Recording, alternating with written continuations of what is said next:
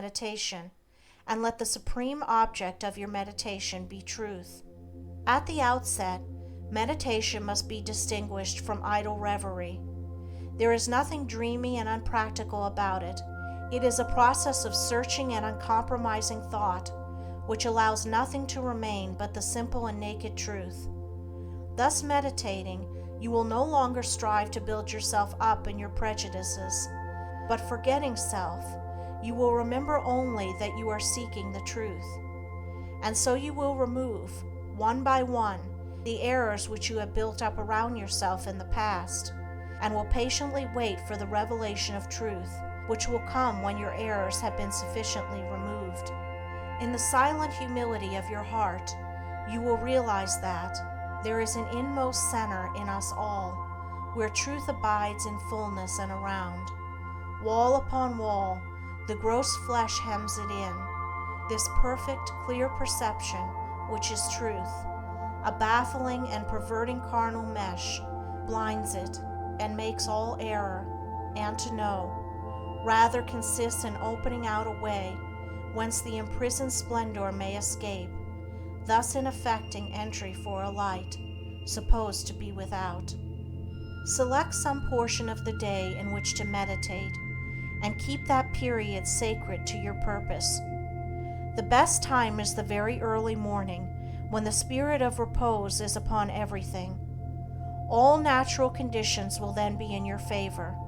The passions, after the long bodily fast of the night, will be subdued. The excitements and worries of the previous day will have died away, and the mind, strong and yet restful, will be receptive to spiritual instruction. Indeed, one of the first efforts you will be called upon to make will be to shake off lethargy and indulgence, and if you refuse, you will be unable to advance, for the demands of the Spirit are imperative.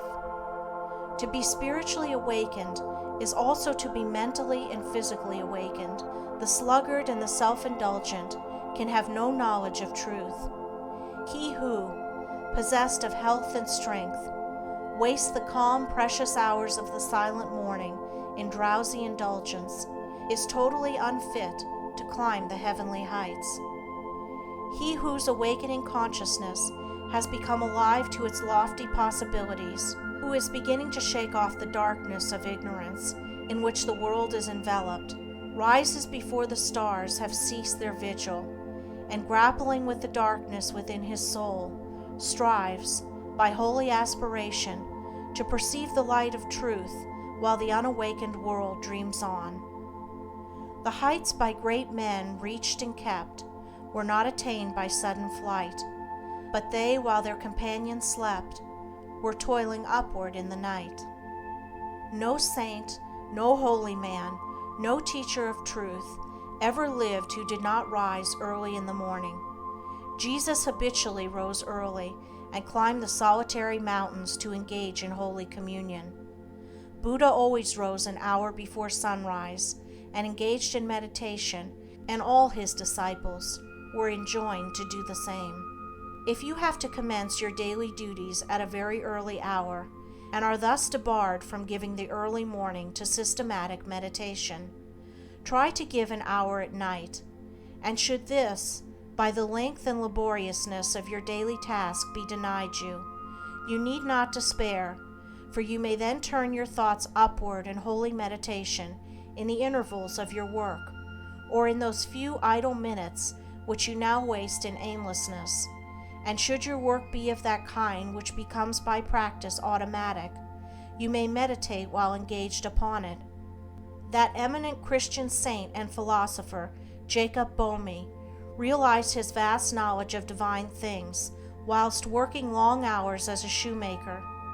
In every life there is a time to think, and the busiest, the most laborious, is not shut out from aspiration and meditation. Spiritual meditation and self-discipline are inseparable, if you will. Therefore, commence to meditate upon yourself so as to try and understand yourself. For remember, the great object you will have in view will be the complete removal of all your errors in order that you may realize truth. You will begin to question your motives, thoughts, and acts, comparing them with your ideal, and endeavoring to look upon them with a calm and impartial eye. In this manner, you will be constantly gaining more of that mental and spiritual equilibrium, without which men are but helpless straws upon the ocean of life.